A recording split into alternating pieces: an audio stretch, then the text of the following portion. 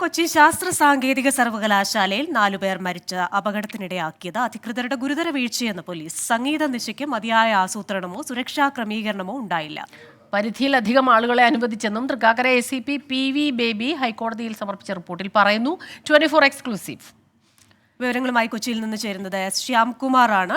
Shyamkumar, very good morning. ഇത്തരത്തിലൊരു പരിപാടി നടത്തുമ്പോൾ, പ്രത്യേകിച്ച് യുവാക്കളായ ആൾക്കാർ അത്രയും അധികം പേർ വരുമ്പോൾ അതിന് കൃത്യമായ ആസൂത്രണം വേണം. ഏത് രീതിയിലായിരിക്കണം അത് നടക്കുന്നതെന്നുള്ളതിന് ഒരു മിനിറ്റ് ടു മിനിറ്റ് ഷെഡ്യൂൾ കൃത്യമായി തയ്യാറാക്കണം. വേണ്ടത്ര സുരക്ഷാ ക്രമീകരണങ്ങൾ, മെഡിക്കൽ സൗകര്യങ്ങളൊക്കെ അറേഞ്ച് ചെയ്യണം. പക്ഷേ ഇതൊന്നും അവിടെ നടന്നിട്ടില്ല എന്നാണ് റിപ്പോർട്ട് പറയുന്നത്.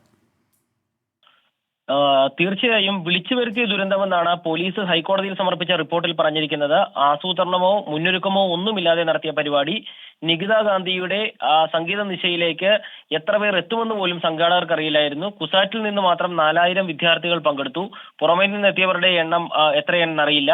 80-ലധികം സുരക്ഷാ ജീവനക്കാർ കുസാറ്റിൽ മാത്രമുണ്ട്. പക്ഷേ അവരിൽ വളരെ ചുരുക്കം ചില ആളുകളെ മാത്രമാണ് ആ പരിപാടിയുടെ ഭാഗത്തേക്ക് കൊണ്ടുവന്നത്. സംഘാടനത്തിലും ആസൂത്രണത്തിലും ഒക്കെ വലിയ പിഴവുകൾ ഉണ്ടായി. അധ്യാപകർക്ക് ഉൾപ്പെടെ വീഴ്ചയുണ്ടായി തുടങ്ങിയ കാര്യങ്ങൾ ഈ റിപ്പോർട്ടിൽ ചൂണ്ടിക്കാട്ടുന്നു.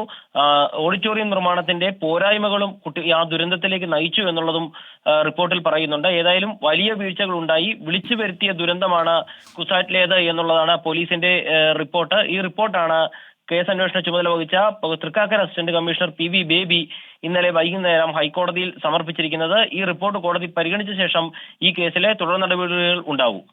ശരി, ശ്യാംകുമാറാണ് കൊച്ചിയിൽ നിന്ന് വിവരങ്ങളുമായി ചേർന്നത്.